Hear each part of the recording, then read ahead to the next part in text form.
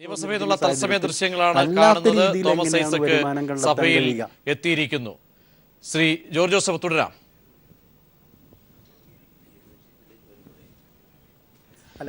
Shri George Joseph, അതിലേക്ക് താങ്കളിലേക്ക് വരുമ്പോൾ doctor Isaac, Thomas Isaac തന്റെ 8ാം ബഡ്ജറ്റ്, ആദ്യ LDF സർക്കാരിന്റെ ആദ്യ സമ്പൂർണ്ണ ബഡ്ജറ്റ് അവതരണത്തിനായി ഇതാ സഭയ്ക്കുള്ളിലേക്ക് കടന്നിരിക്കുന്നു. ഇനി ഏവരും കാത്തിരുന്ന ആ ബഡ്ജറ്റ് അവതരണത്തിലേക്ക് ഡോക്ടർ ഐസക് കടക്കാൻ പോകുന്നു.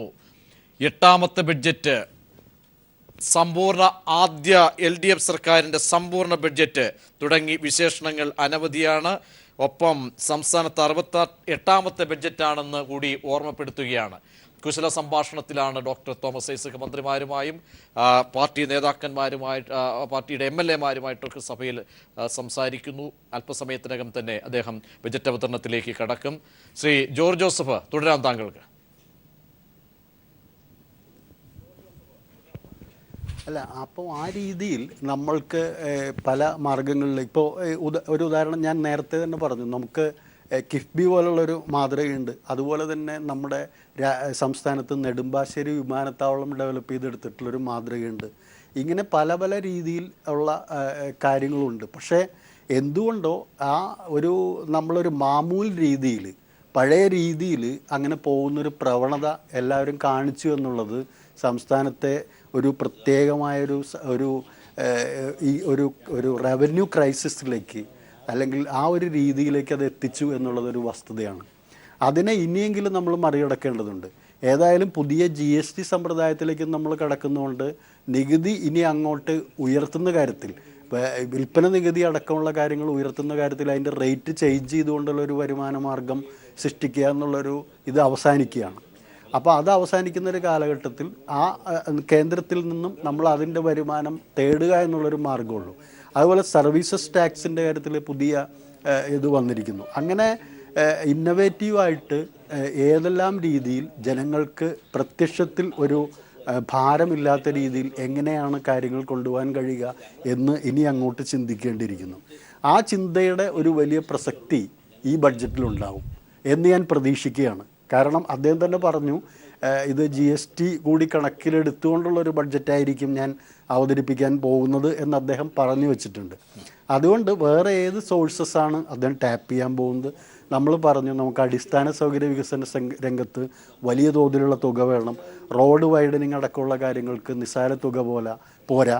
അതുപോലെ തന്നെ പാലങ്ങൾ, റോഡുകൾ, മറ്റ് ഇൻഫ്രാസ്ട്രക്ചർ ഫെസിലിറ്റീസ് ടൂറിസം സെക്ടറിലൊക്കെ ഉയർത്തുക എന്നുള്ള സംഭവമുണ്ട്. ഇതോടൊപ്പം വേറൊരു വലിയൊരു വൈതരണി നമുക്കറിയാം. നമ്മുടെ ഏറ്റവും ഒരു പ്രധാനപ്പെട്ട മാർഗമായിരുന്ന ബിവറേജസിൻ്റെ നിന്നുള്ള വരുമാനം തീർച്ചയായിട്ടും കുറയാൻ പോകുന്നൊരു സാഹചര്യമുണ്ട്. ഔട്ട്ലെറ്റുകൾ മാറ്റി സ്ഥാപിക്കുന്നത് പ്രായോഗികമല്ല.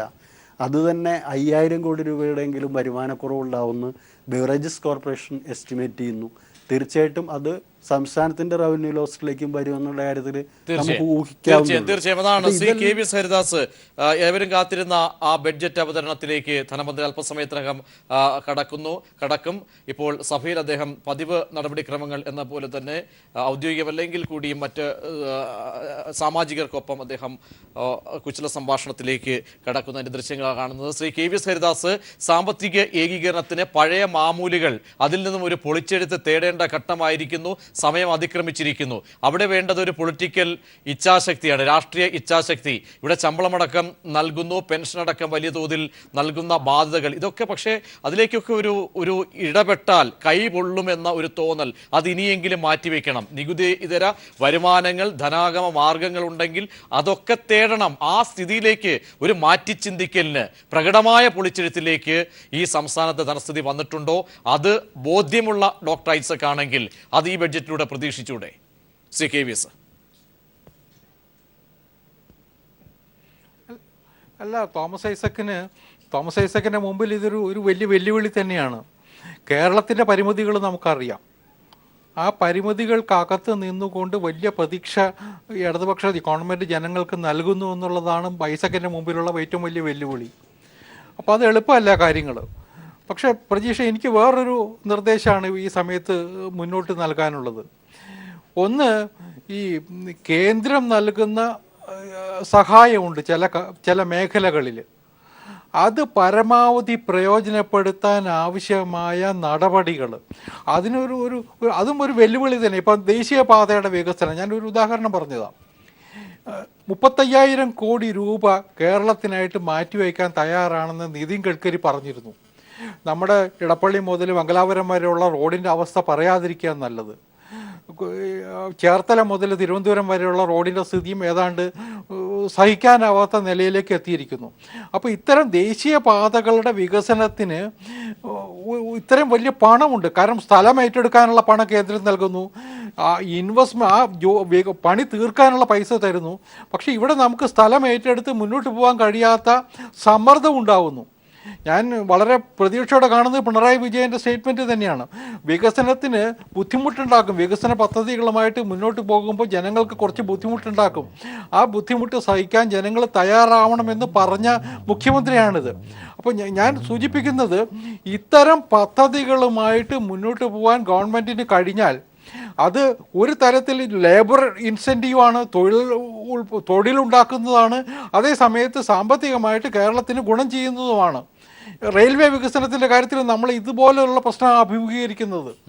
കാരണം ഇന്നിപ്പോൾ കേരളത്തിലേക്ക് പുതിയ തീവണ്ടികളൊന്നും കൊടുക്കാൻ വയ്യ, തലകാൻ പറ്റാത്ത സ്ഥിതിയിലേക്ക് കാര്യങ്ങൾ എത്തുന്നു. അപ്പോൾ ഇത്തരം വികസന പദ്ധതികളിൽ കേന്ദ്രം നൽകുന്ന പണം പരമാവധി പ്രയോജനപ്പെടുത്താൻ കേരള ഗവൺമെൻറ് ശ്രദ്ധിക്കണം എന്നതാണ് ഒരു നിർദ്ദേശം. രണ്ടാമത്തെ ഒരു നിർദ്ദേശം നമ്മൾ ഇത്തവണ കണ്ടു. ഫെബ്രുവരി ആകുമ്പോൾ നമ്മുടെ ബഡ്ജറ്റ് അലോട്ട്മെൻറ്റിൽ 44-45% മാത്രമാണ് ചിലവാക്കിയിട്ടുള്ളത്. ബാക്കി ഇതൊക്കെ ചിലവാക്കാനില്ല. കാരണം ഈ മാർച്ച് മാസത്തിൽ കുറേ ആഘോഷിക്കുമായിരിക്കും. പക്ഷെ പ്രധാനപ്പെട്ട പല പദ്ധതികൾക്ക് നീക്കിവെച്ച പണം വേണ്ടത്ര പ്രയോജനപ്പെടുത്താൻ നമുക്ക് കഴിയുന്നില്ല. അതിനൊരു സാങ്കേതിക പ്രശ്നമാണ് നമ്മളെപ്പോഴും, അത് അനവധി വർഷമായിട്ട് ചൂണ്ടിക്കാണിക്കുന്നതാണ്. മാർച്ച് മാസത്തിൽ ബഡ്ജറ്റ് അവതരിപ്പിക്കും, ഏപ്രിൽ മാസത്തിൽ ഓട്ടോൺ അക്കൗണ്ട് പാസ്സാക്കും, ഈ മാർച്ച് അവസാനം ഓട്ടോൺ അക്കൗണ്ട് പാസ്സാക്കും.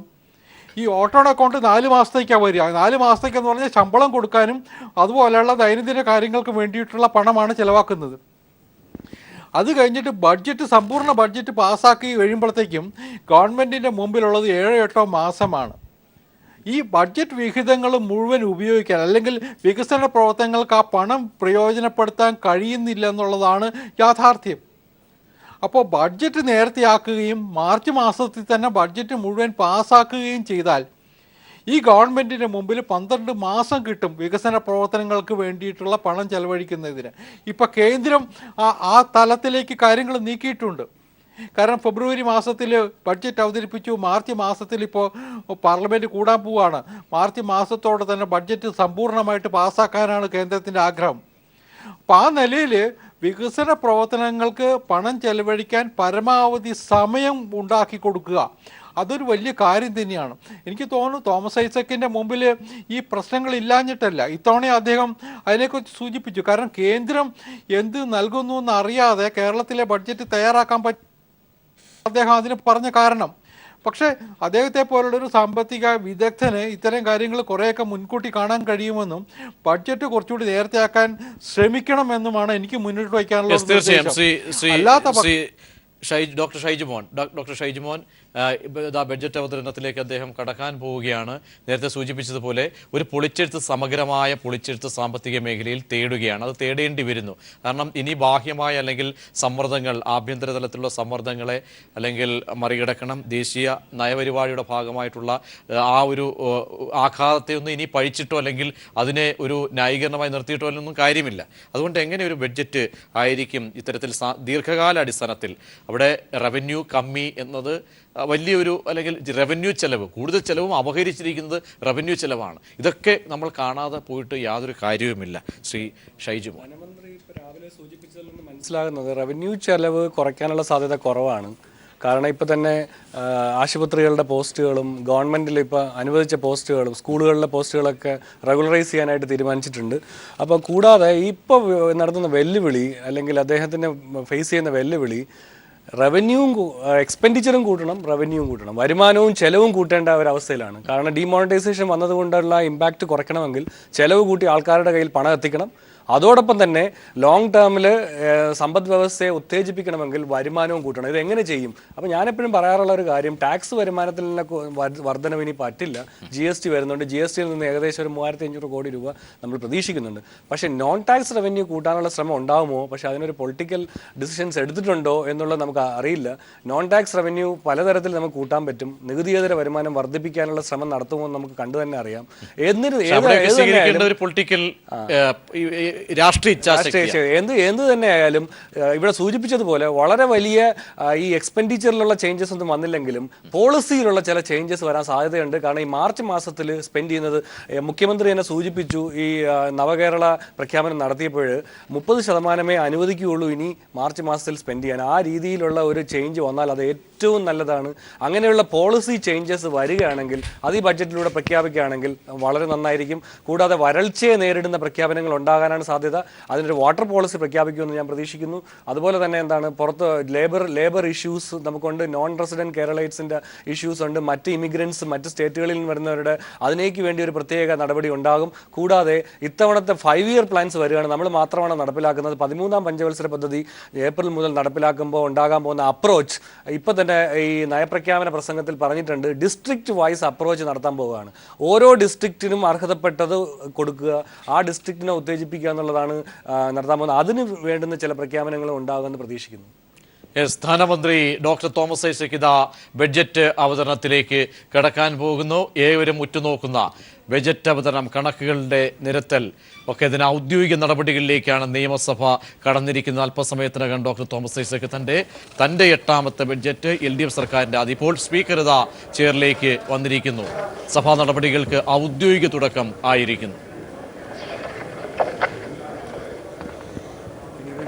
ഓർഡർ 2016-17 സാമ്പത്തിക വർഷത്തെ ബഡ്ജറ്റിലേക്കുള്ള ഉപധനാഭ്യർത്ഥനകളുടെ അന്തിമ സ്റ്റേറ്റ്മെന്റിന്റെ സമർപ്പണവും 2017-18 സാമ്പത്തിക വർഷത്തേക്കുള്ള ബഡ്ജറ്റിന്റെയും വോട്ടോൺ അക്കൗണ്ടിന്റെയും അവതരണവും. ബഹുമാനപ്പെട്ട ധനകാര്യവും കയറും വകുപ്പ് മന്ത്രി.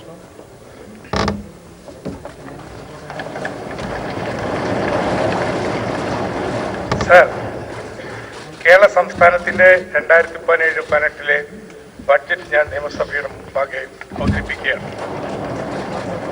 നോട്ട് ബന്ദിയുടെ കാലത്തെ വാർഷിക ബഡ്ജറ്റ് അവതരിപ്പിക്കുക വലിയൊരു വെല്ലുവിളിയാണ്. നമ്മുടെ എല്ലാം ജീവിതത്തെ ഈ സാമ്പത്തിക പരീക്ഷണം പ്രതികൂലമായി ബാധിച്ചിരിക്കുന്നു. ഇനിയും അതിൻ്റെ അനന്തരഫലങ്ങൾ അനുഭവിച്ചു തീരണം.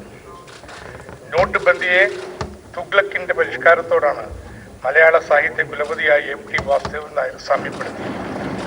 അദ്ദേഹം പറഞ്ഞു, വളരെ സാധാരണക്കാരായ ജനങ്ങളുടെ ജീവിതം ആകെ താറുമാറായിരിക്കും, പറയാതിരിക്കാൻ വയ്യ. ഇത് കേട്ട് സാമ്പത്തിക ശാസ്ത്രത്തെ കുറിച്ച് MTക്ക് എന്തറിയാം എന്ന് പരിഹസിച്ച ചില രാഷ്ട്രീയ നേതാക്കളുണ്ട്. ശരിയാണ്, MT തന്നെ തുറന്നു പറയുന്നുണ്ട്. സാമ്പത്തിക ശാസ്ത്രത്തെക്കുറിച്ച് എനിക്കറിയില്ല, വായിച്ചുള്ള ചെറിയ അറിവ് മാത്രമേ. എങ്കിലും ഈ കാലഘട്ടത്തിലുള്ള ഉത്കണ്ഠകൾ നമ്മുടെ എല്ലാം അടുത്തെത്തുന്നു. ഈ വിഷയവും അടുക്കാതെ അകന്നു നിൽക്കുന്ന ആളുകളുടെ ജീവിതത്തെ പോലും സ്പർശിക്കുന്ന, ജീവിതത്തെയും ചിന്തകളെയും ഗൗരവമായി സ്പർശിക്കുന്ന കാര്യമായ പലതും സംഭവിച്ചുകൊണ്ടിരിക്കുന്നു. സർ, പ്രതിഭാശാലികളായ എഴുത്തുകാരുടെ കൃതികൾ മനുഷ്യകഥാനുഗായികളാണ്. ഓരോ കാലത്തിൻ്റെയും സമൂഹത്തെയും സാമ്പത്തിക ബന്ധങ്ങളെയും ഈ കൃതികളിൽ നിന്ന് വായിച്ചെടുക്കാനാവും. MTയുടെ കൃതികളിലെ മലയാള ജീവിതത്തിലൂടെ ഈ ബഡ്ജറ്റ് പ്രസംഗം കോർത്തു വായിക്കാനാണ് ഞാൻ ആഗ്രഹിക്കുന്നത്. രാജ്യം നേരിടുന്ന വരൾച്ചയെ വേണമെങ്കിൽ പ്രകൃതി ദുരന്തം എന്ന് വിശേഷിപ്പിക്കാം. എന്നാൽ നോട്ട് നിരോധനം ദുരന്തം പൂർണ്ണമായും മനുഷ്യനിർമ്മിതമാണ്. 50 ദിവസം കൊണ്ട് പ്രശ്നങ്ങൾ തീർന്നില്ലെന്ന് മാത്രമല്ല, 5ാം മാസത്തിലേക്ക് കടക്കുമ്പോഴും പല നിയന്ത്രണങ്ങളും തുടരുകയാണ്. ഇതുമൂലം സമ്പദ്ഘടനയിലെ മൊത്തം ഡിമാൻഡിലും അതുവഴി സാമ്പത്തിക വളർച്ചയിലും ഉണ്ടാകുന്ന ഗുരുതരമായ പ്രത്യാഘാതത്തെ ബഡ്ജറ്റ് അഭിമുഖീകരിച്ചേ തീരും. നോട്ട് നിരോധനം സാമ്പത്തിക വളർച്ചയിൽ ആഘാതമുണ്ടാകും. സർക്കാരിനെ മാറ്റി നിർത്തിയാൽ കമ്പോളത്തിലെ ഡിമാൻഡ്, അതാണ് സാമ്പത്തിക പ്രകടനത്തെ നിശ്ചയിക്കുന്നത്. 3 സ്രോതസ്സുകളാണുള്ളത്. 1 ഉപഭോക്താക്കൾ, 2 നിക്ഷേപകർ, 3 കയറ്റുമതിക്കാർ. നോട്ട് നിരോധനം വന്നതിന്റെ ഫലമായിട്ട് ആളുകളുടെ പണമില്ലാതായി, കമ്പോളമാകെ ഞെരുങ്ങിയത് നമുക്കെല്ലാവർക്കും അനുഭവേദ്യമായിട്ടുള്ള കാര്യം. നോട്ട് തിരിച്ചു വന്നാലും ഈ ഞെട്ടിൽ നിന്ന് പുറത്തു കിടക്കാൻ ഉപഭോക്തൃ വാങ്ങലുകൾ സാധാരണ നിലയിലേക്ക് വരാൻ സമയമെടുക്കും. കൂടുതൽ ഗൗരവമായിട്ടുള്ള നിക്ഷേപത്തിന്റെ ഇടിവാണ്. സ്വകാര്യ നിക്ഷേപം ഒരു പിൻവലിയാണ്. Sir, centre for Indian economy പുറത്തുവിടുന്ന വൻകിട കരാറുകൾ, നിക്ഷേപ കരാറുകളിൽ നിന്ന് ഒരു സൂചന നമുക്ക് ലഭിക്കും. നോട്ട് നിരോധനത്തിന് മുമ്പുള്ള 9 പാദങ്ങളിൽ ശരാശരി 2.4 ലക്ഷം കോടിയുടെ മുതൽ മുടക്കിനുള്ള കരാറുകളാണ് ഉണ്ടായത്. എന്നാൽ നോട്ട് നിരോധനത്തിന് ശേഷം അത് 1.3 ലക്ഷം കോടിയായി കുറഞ്ഞു. സർ, ബാങ്കുകളിൽ പണമുണ്ട്, പക്ഷെ വായ്പ എടുക്കാൻ ആളില്ല. അതാണ് ഇപ്പോഴത്തെ സ്ഥിതിവിശേഷം. കഴിഞ്ഞ ഡിസംബർ മാസത്തിൽ 2016 അതിന് മുമ്പുള്ള വർഷത്തെ ഡിസംബറിനെ അപേക്ഷിച്ച് ബാങ്ക് വായ്പ വർദ്ധിച്ചത് 4.7% മാത്രമാണ്. സാധാരണഗതിയിൽ ഇത് 17-18% വെച്ച് വർദ്ധിക്കുന്നത്. ഇതെല്ലാം സൂചിപ്പിക്കുന്നത് നിക്ഷേപത്തിന് ഗണ്യമായിട്ടുള്ള കുറവുണ്ടായിട്ടുണ്ട് എന്ന് തന്നെയാണ്. അവസാനമായി കയറ്റുമതിക്ക് സംഭവിക്കുന്നു. 2012 കയറ്റുമതി ദേശീയ വരുമാനത്തിന് 24.5%. എന്നാൽ 2016-17 2012 24.5%. എന്നാൽ 2016-17 18.8%. ചുരുക്കത്തിൽ ഉപഭോഗമായാലും നിക്ഷേപമായാലും കയറ്റുമതിയായാലും കുറയുന്നതിന്റെ പശ്ചാത്തലത്തിൽ സാമ്പത്തിക മുരടിപ്പുണ്ടാവും എന്നുള്ളത് നിശ്ചയമായിട്ടുള്ള കാര്യമാണ്. ഈ ഒരു സാഹചര്യത്തിൽ സാമ്പത്തിക മുരടിപ്പ് ഒഴിവാക്കാൻ ഒറ്റ മാർഗമേ ഉള്ളൂ. ബഡ്ജറ്റ് ചെലവ് ഗണ്യമായി വർദ്ധിപ്പിച്ച് സമ്പദ്ഘടനയെ സർക്കാർ താങ്ങി നിർത്തണം. മൊത്തം കേന്ദ്ര സർക്കാർ ചെലവുകൾ 2016-17 ദേശീയ വരുമാനത്തിന്റെ 13.4% ആയിരുന്നത് 2017-18 ബഡ്ജറ്റിൽ 12.7% കുറച്ചിരിക്കുകയാണ്. മുൻ വർഷത്തെ പുതുക്കിയ കണക്കുകൾ അപേക്ഷിച്ച് 2017-18 കേവലം 6.5% മാത്രമാണ് സർക്കാർ ചെലവുകൾ വർദ്ധിക്കുന്നത്. ഞാൻ പറഞ്ഞു വരുന്നത്, അങ്ങനെ കേന്ദ്രത്തിൽ മാന്യകാലത്ത് ഒരു ചെലവ് ചുരുക്കൽ ബഡ്ജറ്റിന്റെ യുക്തിയാഭാസത്തിന് നാം സാക്ഷ്യം വഹിക്കുകയാണ്. ധനഉത്തരവാദിത്ത നിയമം അവലോകനം ചെയ്യാൻ കേന്ദ്ര സർക്കാർ നിയോഗിച്ച കമ്മിറ്റി ഇങ്ങനെയുള്ള അസാധാരണ സാഹചര്യങ്ങളിൽ ധനക്കമ്മി 3.5% വരെ ഉയരാം എന്ന് പറഞ്ഞിട്ടുള്ളതാണ്. എന്നാൽ കേന്ദ്ര ധനമന്ത്രിയാവട്ടെ തികച്ചും യാഥാസ്ഥികമായിട്ടുള്ള ഒരു ധനസമീപനം സ്വീകരിച്ചുകൊണ്ട് ധനക്കമ്മി 3.2% ഒതുക്കി നിർത്തിയിരിക്കുകയാണ്. എന്തുകൊണ്ട് ഈ സാമ്പത്തിക ഞെരുക്കത്തിന്റെ കാലത്ത് ഇത്തരത്തിൽ യാഥാസ്ഥികമായ സമീപനം കൈക്കൊള്ളുന്നു? നമുക്ക് ഊഹിക്കാൻ നിർവാഹമുള്ളൂ. ഒന്നാമത്തത് ക്രെഡിറ്റ് റേറ്റിംഗ് ഏജൻസികളുടെ ശാഠ്യമാണ്. 2008 എല്ലാവർക്കും കേനീഷ്യൻ മതത്തിലേക്ക് മാനസാന്തരപ്പെടാതെ നിർവാഹമില്ലായിരുന്നു. എന്നാൽ ഇന്ന് ഇന്ത്യയിൽ ഉണ്ടായിട്ടുള്ള സാമ്പത്തിക തകർച്ച സ്വയംകൃത അനർത്ഥമാണ്. അതുകൊണ്ട് ആഗോള ക്രെഡിറ്റ് ഏജൻസികൾക്ക് ഒരു വിട്ടുവീഴ്ചയ്ക്കും തയ്യാറല്ല. അമേരിക്കൻ പലിശ നിരക്ക് ഉയരുന്നതിന്റെയും എണ്ണവില ഉയരുന്നതിന്റെയും ട്രംപിന്റെ നയങ്ങളുടെയും അപകടങ്ങൾ പതിയിരിക്കുന്ന കാലത്ത് ക്രെഡിറ്റ് റേറ്റിംഗ് ഏജൻസികളെ പിണക്കാൻ കഴിയില്ല. രണ്ടാമത്തത് നോട്ട് നിരോധനം സംബന്ധിച്ച പ്രധാനമന്ത്രി രാജ്യത്തിന് നൽകിയിട്ടുള്ള ആഖ്യാനമാണ്. കള്ളപ്പണക്കാർക്കെതിരായ ഈ വേട്ടയിൽ ഹ്രസ്വകാല താൽക്കാലിക പ്രയാസങ്ങൾ ഉണ്ടായാലും ദീർഘനാളിൽ വലിയ നേട്ടങ്ങളാണ് ഉണ്ടാകാൻ പോകുന്നത്. ഈ നേട്ടങ്ങൾക്കായി ത്യാഗം സഹിക്കുവാൻ ദേശപ്രേമികൾ തയ്യാറാവണം. ഒരു വിഭാഗം ആളുകൾ ഈ ആഖ്യാനം സ്വീകരിക്കുകയും ചെയ്യുന്നുണ്ട്. ഈ പശ്ചാത്തലത്തിൽ നോട്ട് നിരോധനം ഗൗരവമായ സാമ്പത്തിക പ്രത്യാഘാതങ്ങൾ സമ്പദ്ഘടന സൃഷ്ടിക്കുമെന്ന് ബഡ്ജറ്റിൽ അതിനുള്ള പ്രതിവിധി തേടണമെന്നുള്ള നിലപാട് കേന്ദ്ര ധനമന്ത്രിക്ക് എങ്ങനെ സ്വീകരിക്കാനാകും? എന്നാൽ കേന്ദ്ര സ്റ്റാറ്റിസ്റ്റിക്കൽ ഓർഗനൈസേഷൻ 2 ദിവസം മുമ്പ് പുറത്തിറക്കിയ 3ാം പാദത്തിലെ ദേശീയ വരുമാന മതിപ്പ് കണക്ക് കേന്ദ്ര ധനമന്ത്രിയെ പൂർണ്ണമായിട്ടും പിന്താങ്ങിയിരിക്കുകയാണ്. 3ാം പാദത്തിൽ നോട്ട് നിരോധനം ദേശീയ വരുമാനത്തെ തെല്ലുപോലും ബാധിച്ചിട്ടില്ല എന്നാണ് അവരുടെ നിഗമനം. 3ാം പാദത്തിലും സാമ്പത്തിക വളർച്ച 7% ആയിരിക്കുമത്രേ. അവരുടെ കണക്കൂട്ടലിലെ വിശദാംശങ്ങളിലേക്ക് കടക്കുമ്പോൾ വിസ്മയമാണ് ഉണ്ടാവുന്നത്. എല്ലാവർക്കും, ഞാൻ നേരത്തെ പറഞ്ഞതുപോലെ, എല്ലാവർക്കും അനുഭവവേദ്യമായ ഒരു കാര്യമാണ് നോട്ട് നിരോധനത്തിന്റെ ഫലമായി ഉണ്ടായ വ്യാപാര സ്തംഭനവും ഉപഭോഗത്തിലുണ്ടായ ഇടിവും. എന്നാൽ CSOയുടെ കണക്ക് പ്രകാരം ദേശീയ വരുമാനത്തിൽ ഉപഭോഗത്തിന്റെ ഫൈനൽ കൺസംഷൻ എക്സ്പെൻഡിച്ചർ വിഹിതത്തിൽ കുറവേ ഉണ്ടായിട്ടില്ല. എന്ന് മാത്രമല്ല നിക്ഷേപത്തിൽ നാമമാത്രമായിട്ടുള്ള ഇടിവ് മാത്രമേ ഉള്ളൂ. സാമാന്യ ബുദ്ധിക്ക് നിരക്കുന്നതല്ല ഈ കണക്ക്. ഹാർവാർഡിന് മേൽ ആരോ ഹാർഡ് വർക്ക് നടത്തിയ ലക്ഷണം ഈ കണക്കുകളിൽ ഉണ്ട് എന്ന് പറയാൻ നിർവാഹമില്ല. ഇതിന്റെ നിജസ്ഥിതി കാലം തെളിയിക്കും. കേന്ദ്ര സർക്കാരിന്റെ ഒട്ടകപക്ഷി നയം സംസ്ഥാന ബഡ്ജറ്റിന് വലിയ പ്രതിബന്ധങ്ങൾ തീർത്തിട്ടുണ്ട്. നോട്ട് നിരോധനം സംസ്ഥാന വരുമാനത്തിൽ, നികുതി വരുമാനത്തിൽ വർധന ഉണ്ടാകാനുള്ള പ്രവണതയ്ക്ക് വിരാമമിട്ടു. നടപ്പ് വർഷത്തിൽ 20% ലക്ഷ്യം നമ്മൾ കൈവരിക്കാൻ പോകുന്നില്ല. 15% താഴെയാവാനാണ് സാധ്യത. ഈ അടുത്ത വർഷമാണെങ്കിൽ ആദ്യം ഇപ്പോഴത്തെ വാറ്റ് നികുതിയും തുടർന്നുള്ള പാദങ്ങളിൽ GSTയുമാണ്. ഇതും പ്രശ്നങ്ങൾ സൃഷ്ടിക്കും. ഇതിന്റെ പശ്ചാത്തലത്തിൽ നമ്മുടെ വായ്പാ പരിധി 3.5% ഉയർത്തണമെന്ന് നാം തുടർച്ചയായിട്ട് ആവശ്യപ്പെട്ടു വരികയായിരുന്നു. എന്നാൽ കേന്ദ്ര സർക്കാർ തന്നെ 3.2% ധനക്കമ്മി ഒതുക്കി നിർത്തുമ്പോൾ നമ്മുടെ അപേക്ഷ പരിഗണിക്കപ്പെടാൻ ഒരു സാധ്യതയുമില്ല. കേരളത്തിൽ ഇതിനകം പ്രകടമായിട്ടുള്ള സാമ്പത്തിക മുരടിപ്പ് മറികടക്കാൻ ഉതകുന്ന ഒരു ബഡ്ജറ്റ് രൂപം നൽകുക എന്നത് വലിയൊരു വെല്ലുവിളിയായിട്ട് മാറുകയാണ്. സംസ്ഥാന സമ്പദ്ഘടനയിൽ നോട്ട് നിരോധനം സൃഷ്ടിച്ചിട്ടുള്ള പ്രത്യാഘാതങ്ങളെക്കുറിച്ച് വളരെ വിശദമായിട്ടുള്ള റിപ്പോർട്ട് കേരള സർക്കാർ നിയോഗിച്ച കമ്മിറ്റി നടത്തിയിട്ടുണ്ട്. അതിന്റെ അടിസ്ഥാനത്തിലാണ് ഈ ബഡ്ജറ്റിലെ പല നിലപാടുകളും സ്വീകരിച്ചിട്ടുള്ളത്. കേന്ദ്ര ബഡ്ജറ്റ് ഞാൻ വിശദാംശങ്ങളിലേക്ക് പോകുന്നില്ല. നമ്മുടെ സംസ്ഥാനത്തെ സംബന്ധിച്ചോളം വളരെ നിരാശകരമായിട്ടുള്ള ഒരു ബഡ്ജറ്റായിരുന്നു എന്ന് നമ്മളെല്ലാവരും വിലയിരുത്തി കഴിഞ്ഞിട്ടുള്ളതാണ്.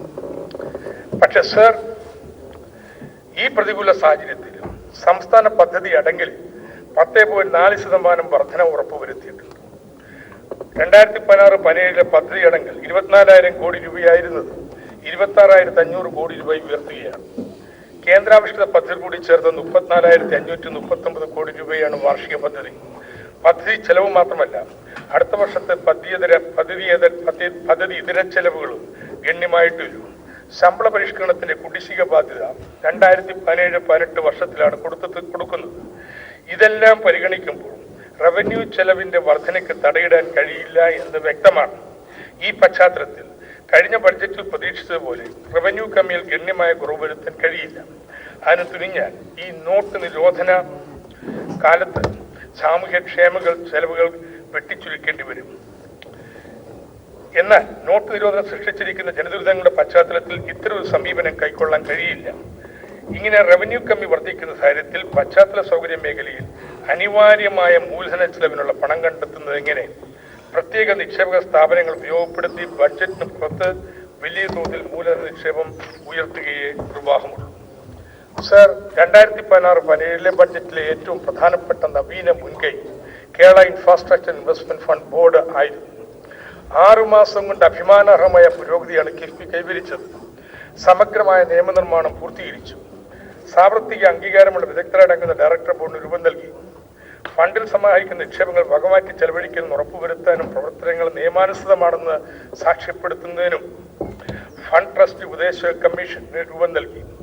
മുൻ controller and auditor general of ഇന്ത്യയുടെ ശ്രീ വിനോദ് റോയ്, മുൻ reserve bank deputy governor Shrimati Usha Thorat, മുൻ നബാർഡ് ചെയർമാൻ പ്രകാശ് പക്ഷി എന്നിവരാണ് ഈ സമിതിയിലുള്ള അംഗങ്ങൾ.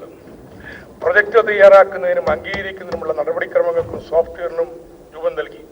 കമ്പനിയുടെ ബോണ്ടുകൾ വിൽക്കാനും വാങ്ങാനുമുള്ള ധനവിദഗ്ധർ, പ്രൊജക്ട് അപ്രൈസ് നടത്താനുള്ള വിദഗ്ധർ, പ്രൊജക്ട് മോണിറ്ററിംഗിനുള്ള എഞ്ചിനീയർമാർ തുടങ്ങിയ പോസ്റ്റുകൾ സൃഷ്ടിച്ചു. ഇപ്പോൾ ധനവകുപ്പിന്റെ ഒരു ചെറുസംഘം മാത്രമാണ് കിഫ്ബിയിൽ പ്രവർത്തിക്കുന്നതെങ്കിലും 4,004 കോടി രൂപയുടെ പ്രൊജക്ടുകൾ നബാർഡ് ബോർഡിന് സമർപ്പിച്ച് അംഗീകാരം വാങ്ങി. മാർച്ച് 22 ചേരുന്ന ബോർഡ് യോഗത്തിൽ അംഗീകരിക്കുന്ന പ്രൊജക്ടുകൾ അടങ്കൽ 11,000 കോടി രൂപ വരുമെന്നാണ് കരുതുന്നത്. അങ്ങനെ സർ, കിഫ്ബിയുടെ ആദ്യ ധനകാര്യ വർഷം തന്നെ 15,000 കോടി രൂപയുടെ പ്രൊജക്ടുകൾക്ക് നിർവഹണ അനുമതി നൽകിക്കൊണ്ടായിരിക്കും ആരംഭിക്കുക. ഇത്രയും തുകയ്ക്കുള്ള വിദേശ വായ്പ അല്ലെങ്കിൽ നിക്ഷേപം കരാറാക്കാൻ എത്ര മാസം, എത്ര വർഷം വേണ്ടി വരുമെന്ന് സഭയിലുള്ളവരെന്ന് ആലോചിച്ചാൽ നമ്മുടെ കിഫ്ബിയുടെ കാര്യക്ഷമത ബോധ്യമാകും. സർ, സ്പോർട്സ് സ്റ്റേഡിയങ്ങൾ, സാംസ്കാരിക സമുച്ചയങ്ങൾ, കാർഷിക വിപണന സംസ്കരണ പാർക്കുകൾ, വ്യവസായ പാർക്കുകൾ, വ്യവസായ ഇടനാഴിക്കുള്ള ഭൂമി ഏറ്റെടുക്കൽ, തുടങ്ങിയ വിശദമായ പ്രൊജക്ട് റിപ്പോർട്ടുകൾ തയ്യാറാക്കി വരുന്നേ ഉള്ളൂ. ഇതെല്ലാം ഗ്രീൻഫീൽഡ് പ്രൊജക്റ്റുകളാണ്. മുഴുവൻ ഇൻവെസ്റ്റിഗേഷൻ നടത്തേണ്ട ആവശ്യമുള്ളതുകൊണ്ട് അതുകൊണ്ട് മാസങ്ങളെടുക്കും ഇവിടെ പ്രൊജക്ട് റിപ്പോർട്ടുകൾ തയ്യാറാക്കാനായിട്ട്. പൊതുമരാമത്ത്, വിദ്യാഭ്യാസം, ആരോഗ്യം തുടങ്ങിയ പ്രൊജക്റ്റുകൾ പൂർണ്ണമായും സമർപ്പിക്കപ്പെട്ട് കഴിഞ്ഞിട്ടില്ല. അംഗീകാരം നൽകിയ പ്രൊജക്റ്റുകൾ നിർവഹണത്തിന്റെ പ്രാരംഭഘട്ടത്തിലാണ്. യഥാർത്ഥത്തിൽ കഴിഞ്ഞ വർഷം പ്രഖ്യാപിച്ച മാന്ദ്യവിരുദ്ധ പാക്കേജ് 2017-18 നടപ്പിലാവും. എന്നാൽ ഇതിനോടൊപ്പം മറ്റൊരു 25,000 കോടി രൂപയുടെ നിർമ്മാണ പ്രവൃത്തികൾ കൂടി 2017-18 കിഫ്ബിയിൽ നിന്ന് പ്രഖ്യാപിക്കുകയാണ്. ഇവ രണ്ടും കൂടി ചേരുമ്പോഴും ഇത് കേരളത്തിലെ ചരിത്രത്തിലെ ഏറ്റവും വലിയ നിക്ഷേപ പദ്ധതിയായിട്ട് മാറും. നോട്ട് നിരോധന കാലത്തെ മാന്ദ്യത്തിനെതിരായ ഏറ്റവും ശക്തമായിട്ടുള്ള പ്രതിരോധമായിരിക്കും. വികസനത്തിൽ നമ്മുടെ സംസ്ഥാനം അഭിമാനാർഹമായ രീതിയിൽ വളരെയേറെ മുന്നോട്ട് പോയിട്ടുണ്ട്. MD ജനിച്ച വർഷമാണ് മലബാറിൽ മരുമക്കത്തായ നിയമം നടപ്പിലാവുന്നത്, 1933. അദ്ദേഹത്തിന് 14 വയസ്സുള്ളപ്പോഴാണ് ഇന്ത്യ സ്വതന്ത്രമാകുന്നത്. കേരളപ്പിറവി 23ാമത്തെ വയസ്സിൽ. ഭൂപരിഷ്കരണം അടക്കം വലിയ സാമൂഹിക രാഷ്ട്രീയ പരിണാമങ്ങളുടെ ഒരു കാലഘട്ടത്തിലാണ് അദ്ദേഹത്തിന്റെ ബാലകൗമാര യൗവനങ്ങൾ സാക്ഷ്യം വഹിച്ചത്. അതുകൊണ്ട് തന്നെ അദ്ദേഹത്തിന്റെ ആദ്യകാല കഥകളിലും നോവലുകളിലും പഴയ കേരളം, വിശേഷിച്ച് മലബാർ നിറഞ്ഞു നിൽക്കുന്നു. ഏത് ചരിത്ര ഗ്രന്ഥത്തെക്കാളും സൂക്ഷ്മതയോടെ ആ കാലവും മാറ്റവും അദ്ദേഹം അവതരിപ്പിക്കുന്നു, അല്ല അനുഭവിപ്പിക്കുന്നു. നാലുകെട്ടിലെ അപ്പുണ്ണിയുടെ പ്രഖ്യാപനമില്ലേ, വളർന്നു വലുതായി ആരെയും ഭയപ്പെടാതെ ഞാൻ ജീവിക്കും. പൂന്തുണ്ണി നായരുടെ മകൻ അപ്പുണ്ണിയാണ്. ഫ്യൂഡൽ പാരമ്പര്യത്തോടുള്ളൊരു വെല്ലുവിളിയാണ്. നാലുകെട്ട് പൊളിക്കുന്നിടത്തെത്തി ഈ വെല്ലുവിളി. ഇങ്ങനെയുള്ള അസംഖ്യം വെല്ലുവിളികൾ കേരളത്തെ മാറ്റി വിദ്യാസമ്പന്നവും മെച്ചപ്പെട്ട ആരോഗ്യവും ഉയർന്ന ആയുസ്, ജീവിത നിലവാരവും ബോധവുമൊക്കെ ഉള്ളതായ ഒരു സമൂഹത്തിന് രൂപം നൽകാൻ കഴിഞ്ഞു. നിലവിലുള്ള സാമൂഹ്യ വ്യവസ്ഥക്കുള്ളിൽ പോലും ഉചിതമായ നയങ്ങൾ സ്വീകരിച്ചാൽ ജനങ്ങളുടെ അടിസ്ഥാന ആവശ്യങ്ങൾ നിർവഹിക്കാൻ കഴിയുമെന്ന സന്ദേശമാണ് കേരളം നൽകുന്നത്. പക്ഷേ ഈ വളർച്ച പുതിയ പ്രശ്നങ്ങളും വെല്ലുവിളികളും സൃഷ്ടിക്കുന്നു. ഇന്നത്തെ വിദ്യാസമ്പന്നരായ പുതിയ തലമുറയുടെ പ്രതീക്ഷകൾ അപ്പുണ്ണിയേക്കാൾ എത്രയോ വലുതാണ്.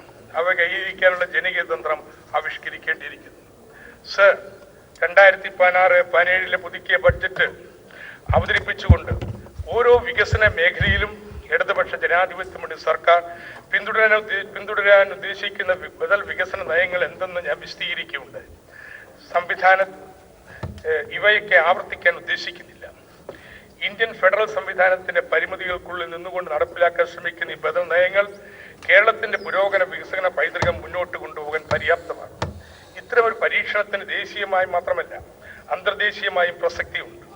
ട്രംപിന്റെ സ്ഥാനാരോഹണത്തോടുകൂടി പാശ്ചാത്യ ലോകത്ത് തീവ്ര വലതുപക്ഷ നിലപാടുകൾ ശക്തിപ്പെടുകയാണ്. ആഗോളവൽക്കരണത്തിന്റെ മേന്മകൾ പെരുപ്പിച്ച് കാണിച്ച് നമ്മെപ്പോലുള്ള സമ്പദ്ഘടനകളുടെ സാമ്പത്തിക വാതായനങ്ങൾ തുറപ്പിച്ച ശേഷം അമേരിക്ക ഏകപക്ഷീയമായി അവരുടെ സാമ്പത്തിക വാതിലുകളും ജനാലകളും അടച്ചുപൂട്ടുകയാണ്. സംഘർഷങ്ങൾ രൂക്ഷമാക്കുകയാണ്.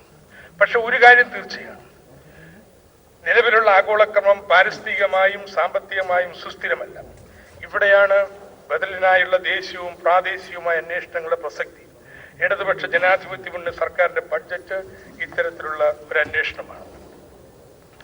സർ, ഇടതുപക്ഷ ജനാധിപത്യ മുന്നണിയുടെ പ്രഥമ വർഷത്തെ ഏറ്റവും പ്രധാനപ്പെട്ട നൂതന വികസന ഇടപെടൽ ശുചിത്വം, ജലം, കൃഷി എന്നിവയെ ആസ്പദമാക്കി ഹരിത കേരളം മിഷനും ആരോഗ്യത്തിന് ആർദ്രം മിഷനും വിദ്യാഭ്യാസത്തിന് വിദ്യാഭ്യാസ സംരക്ഷണ യജ്ഞവും പാർപ്പിടത്തിന് ലൈഫ് മിഷനും ആരംഭിച്ചതാണ്. ഇവയെ പ്രാദേശിക അടിസ്ഥാനത്തിൽ സംയോജിപ്പിച്ചുകൊണ്ട് ജനകീയ ആസൂത്രണവും പുനരാരംഭിച്ചു. ഓരോ മേഖലയ്ക്കും കൃത്യവും സമയബദ്ധമായ ലക്ഷ്യങ്ങൾക്ക് രൂപം നൽകിയിട്ടുണ്ട്.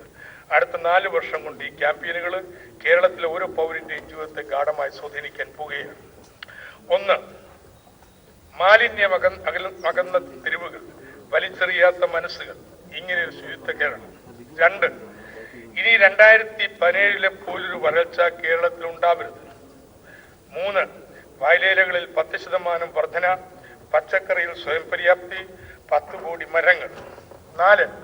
പൊതുവിദ്യാലയങ്ങളിലെ കുട്ടികളിൽ 10% വർധന. 5.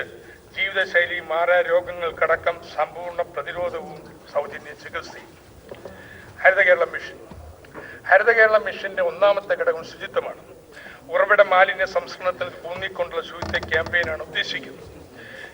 ഈ ശുചിത്വ തന്ത്രം വിജയിക്കണമെങ്കിൽ വലിയ തോതിലുള്ള ബോധവൽക്കരണ പ്രവർത്തനം അനിവാര്യമാണ്. സാങ്കേതിക വിദ്യയേക്കാൾ പ്രധാനപ്പെട്ട കാര്യം ജനങ്ങളുടെ മനസ്സിൽ മാറ്റം വരുത്തലാണ്.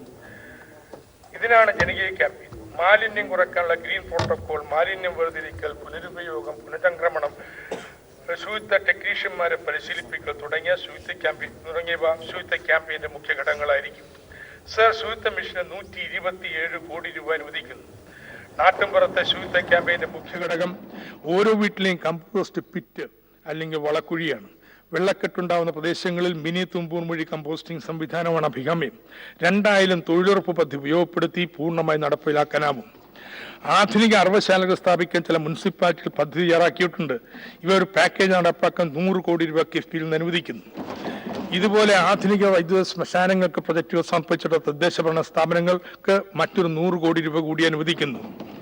ശാസ്ത്രീയമായ 4 ലാൻഡ് ഫില്ലുകൾ നിർമ്മിക്കുന്നതിന് 50 കോടി രൂപ കിഫ്ബി നിക്ഷേപിക്കും. കേരളത്തിന്റെ ഗ്രാമീണ മേഖല വെളിയിട വിസർജന വിമുക്ത പദവി നേടിക്കഴിഞ്ഞു. താമസിയ നഗരമേഖലയും ഈ പദവി കൈവരിക്കും. കേരളം തോട്ടിപ്പണി വിമുക്ത സംസ്ഥാനമാണ്. പക്ഷെ ദേശീയ സ്ഥിതിവിവരക്കണക്കുകളിൽ മാനുവൽ സ്കാവഞ്ചിങ് കേരളത്തിലുമുണ്ട്. ഇതിന് കാരണം സംസ്ഥാനത്ത് പലയിടത്തും സെപ്റ്റിക് ടാങ്കുകളും മറ്റും ശുചീകരണം മനുഷ്യർ നേരിട്ട് ചെയ്യുന്നതാണ്. 7 പതിറ്റാണ്ട് മുമ്പ്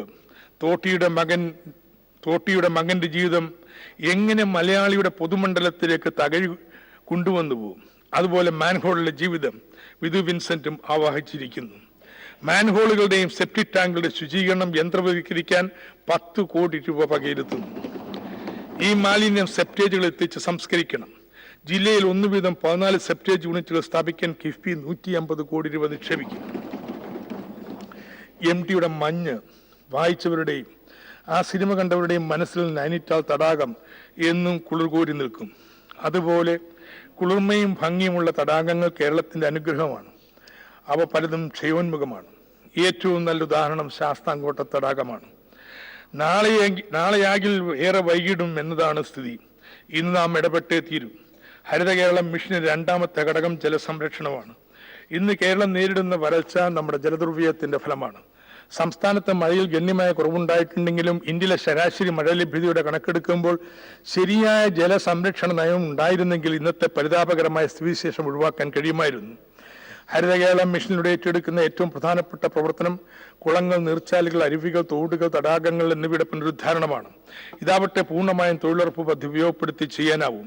അനുവദനീയമായ മെറ്റീരിയൽ കോസ്റ്റ് ഉപയോഗപ്പെടുത്തി കയർഭൂവസ്ത്രം ഉപയോഗിച്ച് കുളങ്ങളുടെയും തോടുകളുടെയും ചരിവുകൾ സംരക്ഷിക്കാനും കഴിയും.